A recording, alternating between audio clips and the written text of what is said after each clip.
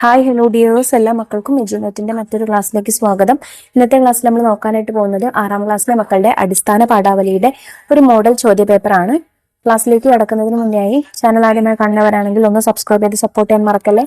അതുപോലെ വീഡിയോ നിങ്ങളുടെ കൂട്ടുകാരിലേക്ക് കൂടെ ഒന്ന് ഷെയർ ചെയ്ത് കൊടുക്കണേ. നിങ്ങൾക്ക് ആവശ്യമുള്ള 6ാം ക്ലാസ്സിലെ മറ്റു വിഷയങ്ങളുടെ ചോദ്യപേപ്പറുകൾ STD6 ക്വസ്റ്റ്യൻ പേപ്പേഴ്സ് എന്നുള്ള പ്ലേലിസ്റ്റ് എടുത്ത് നോക്കിയാൽ അത് ലഭിക്കുന്നതാണ് കേട്ടോ.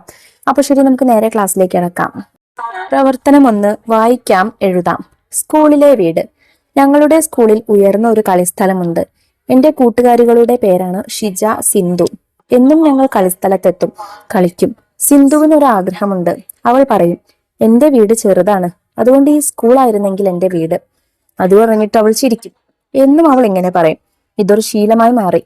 ഒരു ദിവസം കഷ്ടകാലം തന്നെ. സിന്ധു അങ്ങനെ പറഞ്ഞപ്പോൾ ഹെഡ് മാസ്റ്റർ മുന്നിൽ പ്രത്യക്ഷപ്പെട്ടു. ഹെഡ് മാസ്റ്റർ പറഞ്ഞു, നീ വേണമെങ്കിൽ ഇവിടെ താമസിച്ചോ. അത് കേട്ട പാതി കേൾക്കാത്ത പാതി. സിന്ധു നാണിച്ചു ഒറ്റയോട്ടം. ഞങ്ങളും പുറകെ ഓടി. പിന്നീട് ഒരിക്കലും അവൾ ആ ആഗ്രഹം പറഞ്ഞിട്ടില്ല. NG നയനതാര എഴുതിയതാണ് കേട്ടോ. ഇതുമായി ബന്ധപ്പെട്ട കുറച്ച് ചോദ്യങ്ങളാണ് നമുക്ക് ഇനി തന്നിട്ടുള്ളത്. A, കൂട്ടുകാർ എന്നും ഒത്തുകൂടുന്നത് എവിടെയാണ്? പാടത്ത്, കളിസ്ഥലത്ത്, തെരുവിൽ. കളിസ്ഥലത്താണ്. ചോദ്യം B, താഴെ പറയുന്നതിൽ സിന്ധുവിന്റെ സ്വഭാവവുമായി യോജിക്കാത്ത പ്രസ്താവന ഏത്? സ്കൂളിനൊപ്പം വലുപ്പമുള്ള വീട് വേണം. കൂട്ടുകാരികളുമായി ആഗ്രഹങ്ങൾ പങ്കുവെക്കും. തന്റെ ചെറിയ വീടിനെ കുറിച്ച് അവൾ സംതൃപ്തയായിരുന്നു. എന്നതാണ് അവളുടെ സ്വഭാവമായി യോജിക്കാത്തത്. കാരണം അവൾക്ക് ആ വീട് ചെറുതായതുകൊണ്ട് തന്റെ സ്കൂളായിരുന്നെങ്കിൽ തന്റെ വീടെന്ന് അവൾ ആഗ്രഹിച്ചിരുന്നു അല്ലെ. ചോദ്യം C, നീ വേണമെങ്കിൽ ഇവിടെ താമസിച്ചോ എന്ന് പറഞ്ഞതാരാണ്? ഷിജ, സിന്ധു, ഹെഡ് മാസ്റ്റർ ആണ് അങ്ങനെ പറഞ്ഞത്. ചോദ്യം D, തന്റെ വീട് സ്കൂളായിരുന്നെങ്കിൽ എന്ന് സിന്ധു ആഗ്രഹിച്ചതിന്റെ കാരണം എന്താണ്? അവളുടെ വീട് ചെറുതാണ്, അവളുടെ വീട് അകലെയാണ്, വീട്ടിൽ കളിസ്ഥലമില്ലാത്തതിനാൽ. അവളുടെ വീട് ചെറുതാണ്, അതുകൊണ്ടാണ് അവൾ അങ്ങനെ ആഗ്രഹിച്ചത്. ചോദ്യം E, കേട്ട പാതി കേൾക്കാത്ത പാതി എന്നതുകൊണ്ട് അർത്ഥമാക്കുന്നത് എന്ത്? ഒന്നും കേൾക്കാതെ, മുഴുവനും കേൾക്കാതെ, എല്ലാം കേട്ട് കഴിഞ്ഞു. മുഴുവനും കേൾക്കാതെ എന്നാണ് അതിന്റെ അർത്ഥം. പ്രവർത്തനം 2, വിലയിരുത്തൽ കുറിപ്പ്. കാഴ്ച പരിമിതിയുള്ള മനുഷ്യനും മീനും തമ്മിലുള്ള ആത്മബന്ധത്തിന്റെ കഥ കൂടിയാണ് മീനും ഞാനും എന്ന ലഘുചിത്രം പങ്കുവെക്കുന്നത്. പ്രസ്താവന വിലയിരുത്തി കുറിപ്പ് തയ്യാറാക്കുക. മീനിനെ ഇട്ടിരുന്ന പാത്രം അറിയാതെ കൈതട്ടി താഴെ വീണ് പൊട്ടിയപ്പോൾ പരിഭ്രമിച്ചു പോകുന്ന നായകനെയാണ് ചലച്ചിത്രത്തിന്റെ ആദ്യ ഭാഗത്ത് കാണുന്നത്. അയാൾ ആ ജീവനുമായി എത്രമാത്രം ആത്മബന്ധത്തിലാണെന്ന് ആ പരിഭ്രമത്തിൽ നിന്ന് മനസ്സിലാക്കാം. ഉടഞ്ഞു വീണ കുപ്പിച്ചില്ലുകൾക്കിടയിൽ കൈകൊണ്ട് പരതുമ്പോഴും അയാളുടെ മുഖത്ത് ആശങ്കയുണ്ട്. വെള്ളം ഒഴുകിപ്പോകുന്ന ദ്വാരത്തിലേക്ക് മീൻ വീണു പോകാതിരിക്കാൻ ഉടുപ്പൂരി ദ്വാരം അടച്ചു വയ്ക്കുന്നു. പൈപ്പിൽ നിന്ന് വെള്ളം കോരി തറയിലൊഴിച്ച് മീനിന്റെ ജീവൻ നിലനിർത്താനും ശ്രമിക്കുന്നു. നിലത്ത് നിരാശയോടെ അയാൾ ഇരിക്കുമ്പോൾ മീനിനെ കണ്ടുകിട്ടാത്തതിലുള്ള ദുഃഖം മുഖത്തുണ്ട്.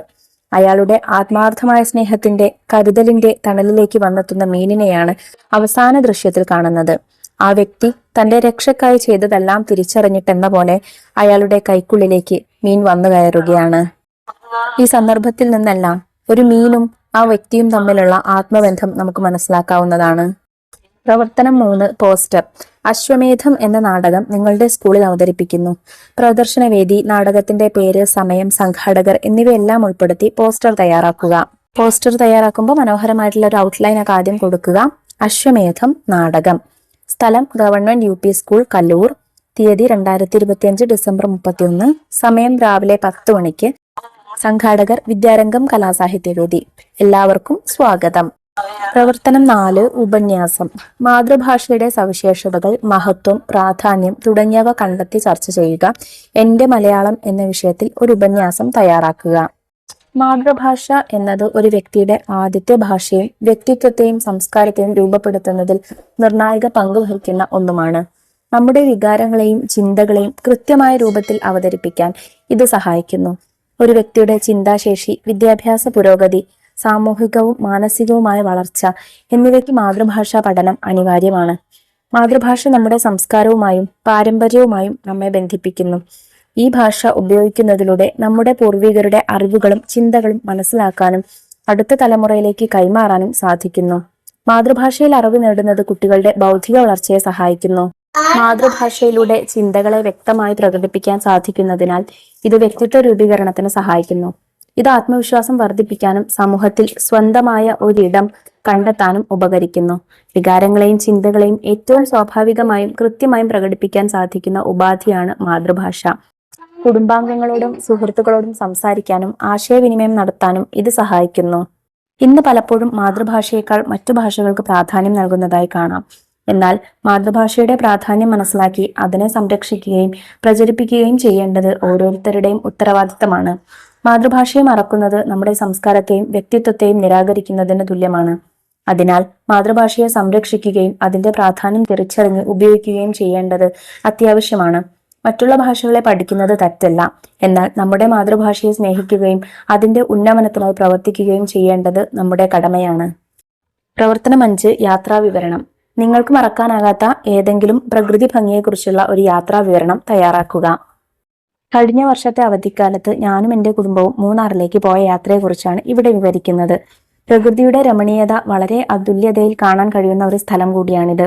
കേരളത്തെ സ്വർഗതുല്യമാക്കുന്നതിൽ വളരെയധികം പങ്കുവഹിക്കുന്ന മലനിരകളും പച്ചപ്പരവതാനികളും വിരിച്ച വഴിയിലൂടെയുള്ള ആ യാത്ര ഒരിക്കലും മറക്കാൻ കഴിയാത്തതാണ്. ആ പച്ചപ്പ് കണ്ണിനും മനസ്സിനും ഒരുപോലെ കുളിർമ നൽകുന്നതായിരുന്നു. 12 വർഷത്തിൽ പൂക്കുന്ന കുറിഞ്ഞിപ്പൂക്കളുടെ ലോകം. ശുദ്ധവായുവിന്റെ യഥാർത്ഥ രുചി എന്താണെന്ന് അവിടെ നിന്നും മനസ്സിലാക്കാൻ സാധിക്കും. ഒരുപാട് വന്യജീവികളെ കാണാൻ കഴിഞ്ഞു. തേയിലത്തോട്ടങ്ങളുടെ ഒരു മായാലോകം തന്നെയായിരുന്നു അവിടെ ഉണ്ടായിരുന്നത്. ഒരു ദിവസം മുഴുവൻ അവിടെ ചെലവഴിക്കുകയും മനസ്സില്ലാ മനസ്സോടെ തിരികെ വീട്ടിലേക്ക് പോരുകയും ചെയ്തു. പ്രവർത്തനം 6. ആസ്വാദനക്കുറിപ്പ്. ചിറക് എവിടെ എന്നൊരു കവിതയാണ് തന്നിട്ടുള്ളത്. എന്നെ തടയുന്ന ഇരുമ്പിൻ ചങ്ങലകളെ ഭേദിച്ച് ആ സ്വപ്നലോകത്തേക്ക് എനിക്ക് പറന്നുയരണം. ഏതു ജാതിയിലുള്ളവർക്കും ഏതു വർണ്ണമുള്ളവർക്കും ഒരുപോലെ പുറത്തിറങ്ങാനും ഒരുപോലെ ജീവിക്കാനും പറ്റുന്ന ഒരിടത്തേക്ക് എനിക്കൊരു യാത്ര നടത്തണം. ഏതൊരു മനുഷ്യനും ആഗ്രഹിക്കുന്ന ഒരു യാത്ര. ഉയർന്നുയർന്ന് സ്വാതന്ത്ര്യത്തിന്റെ വർണ്ണാഭമായ മുറ്റത്ത് എനിക്ക് പറന്നു കളിക്കണം. എന്നാൽ ഒരു കാര്യം, എന്റെ ചിറകെവിടെ? അക്ഷര ശ്രീജിത്ത് എഴുതിയ കവിതയാണ്. ഈ കവിതയുടെ ആസ്വാദനക്കുറിപ്പ് നമുക്കൊന്ന് നോക്കാം. അക്ഷര ശ്രീജിത്ത് എഴുതിയ പ്രസക്തമായൊരു കവിതയാണ് ചിറകെവിടെ. സ്വതന്ത്ര ലോകത്തേക്ക് ചിറക് തേടിയുള്ള യാത്ര പ്രതീക്ഷിക്കുന്നുണ്ട് കവി. ഒരു സമത്വ സുന്ദര ഭൂമിയാണ് കവി പ്രതീക്ഷിക്കുന്നത്. ഇന്ന് പലതരത്തിലുള്ള ചങ്ങല കൊളുത്തുകളാൽ ബന്ധിതരാണ് നാമൊക്കെ. ആ ചങ്ങലകൾ ഭേദിച്ച് നാം സ്വപ്നം കാണുന്ന ലോകത്തേക്ക് പറന്നുയരാനാവണമെന്നാണ് കവി ആഗ്രഹിക്കുന്നത്. എല്ലാ മനുഷ്യരും ഒരുപോലെ ജീവിക്കാൻ പറ്റുന്ന ഒരു ലോകമായിരിക്കണം അത്. ജാതിമത വർണ്ണ വ്യത്യാസങ്ങളില്ലാത്ത ഒരു ലോകം. എല്ലാവർക്കും എല്ലായിടത്തും ഇറങ്ങി നടക്കാനാകുന്ന ഒരു ലോകം. ഏതൊരു മനുഷ്യനും അത്തരം ഒരിടത്തേക്ക് ഒരു യാത്ര കൊതിക്കും. അവിടെ സ്വാതന്ത്ര്യത്തിന്റെ നിറമുള്ള ലോകത്ത് പറന്നു കളിക്കുന്ന കിളിയായി മാറാനാണ് കവിക്ക് മോഹം. എങ്കിലും അപ്പോഴും ഒരു ദുഃഖം, അതേ ചിറകുകൾ കാണാനില്ല. ഇന്ന് പലതരത്തിൽ മനുഷ്യനെ വേർതിരിക്കുന്നു. സമ്പത്തുള്ളവർക്കൊരു ലോകം, ജാതി മതങ്ങളും മനുഷ്യനെ വേർതിരിക്കുന്നു. വർണ്ണവെറി ഇല്ല എന്ന് പറയുന്നുവെങ്കിലും അറിയാതെ മനുഷ്യന്റെ ഉള്ളിൽ അതുണ്ട്. അത്തരമൊരു ലോകം അപകടം പിടിച്ചതാണ്. അവിടെയാണ് സമത്വസുന്ദര ലോകത്തിന്റെ പ്രസക്തി. അത് ഇന്നും ഒരു സ്വപ്നമാണെന്ന് കവി പറയുന്നു. ഏതൊരാളെയും ഇരുത്തു ചിന്തിപ്പിക്കുന്ന ഒരു കവിതയാണിത്. സമത്വസുന്ദരമായൊരു ലോകം വന്നു ചേരുക തന്നെ ചെയ്യും എന്ന പ്രതീക്ഷ ഈ കവിത അവശേഷിപ്പിക്കുന്നു. അപ്പൊ ഇത്രയും ചോദ്യങ്ങളാട്ടോ ഈ ചോദ്യപേപ്പറിൽ നമുക്ക് ചർച്ച ചെയ്യാനായിട്ടുള്ളത്. ഇമ്പോർട്ടന്റ് ആയിട്ടുള്ള ക്വസ്റ്റ്യൻസ് ആണ് ഒക്കെ. ചോദ്യപേപ്പറും അതുപോലെ അതിൽ ചെയ്ത ആൻസേഴ്സ് ഒക്കെ എല്ലാ മക്കൾക്കും മനസ്സിലായിട്ടുണ്ടെന്ന് വിശ്വസിക്കുന്നു. വീഡിയോ യൂസ്ഫുൾ ആയിട്ടുണ്ടെങ്കിൽ നിങ്ങളുടെ കൂട്ടുകാരിലേക്ക് നമ്മുടെ ക്ലാസ് ഒന്ന് ഷെയർ ചെയ്ത് കൊടുക്കാൻ മറക്കരുത്. അതുപോലെ 6ാം ക്ലാസ്സിലെ മറ്റു വിഷയങ്ങളുടെ വീഡിയോസിന് വേണ്ടി ചാനൽ ഒന്ന് സബ്സ്ക്രൈബ് ചെയ്തേക്കാം. അപ്പോൾ ശരി, ഇന്നത്തെ ക്ലാസ്സിനെ കുറിച്ചുള്ള അഭിപ്രായങ്ങൾ മറക്കാതെ കമന്റ് ബോക്സിലൂടെ അറിയിക്കുകയും ചെയ്യാം. Thank you.